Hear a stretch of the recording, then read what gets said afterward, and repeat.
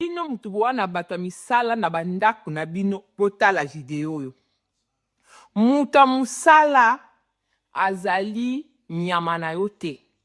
Mutu ya mosala azali kizengi na yo te. Surtout mutu azosimbela obala parce que mikolo makomba banunu na mboka na biso Kongo komi ndeti mwa lokumu mutu nyonso fo azala na nunu. Traiter nunu na yo bien. Po asimbi bomo ya mwana na yo, asimbi pe éducation ya mwana na yo ozalaka te. Ye mtatikala na mwana ti botala video. Kaka po siveyaka mwana na bango wana wa mobali o mwasha ye kotombola nunu ayaka mosala makolo. Ba patron na ye babi te osalaka mosala malamu jour anniversaire na ye. Basali ye plaisir. Basombele mutuka. Po bango bana moyen kosomba mutuka. Yo yebi ata jour anniversaire a nunu na yo. Opesa kata bon anniversaire, bon anniversaire. Oyebi yango. Nunu ya mwana na yo azali nyama na yo te. Ela batu mususu azo teke nunu na ye mabe. Kasa na ba 100 futaka ye.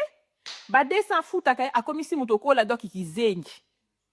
Tala mwana mwasi oyo. Tellement kipaka mwana na bango bien. Tellement salaka musala na ye ndaku bien. Ba patron na ye ba pesi esengo na motema. Wabo yeka musala makolo. Allez, tamata mutuka. Parce que yo zala ba moyen osombela nunu mutuka te.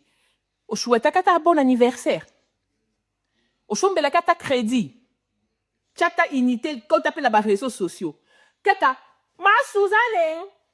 Papa Joseph Osako benga. Sandra Nasie Osako benga yo ndiye nyama respect na esate. Video yo epte ya bino. Mwana musala na yo azali kizengi na wote. Mwana musala na yo azali nyama te. Mwana musala azo mériter respect na amour, surtout amour na respect. Po asimbi bo mo na bino na maboko. Merci bandeko na nga bo like bo commenter kande zalaka. Bisous.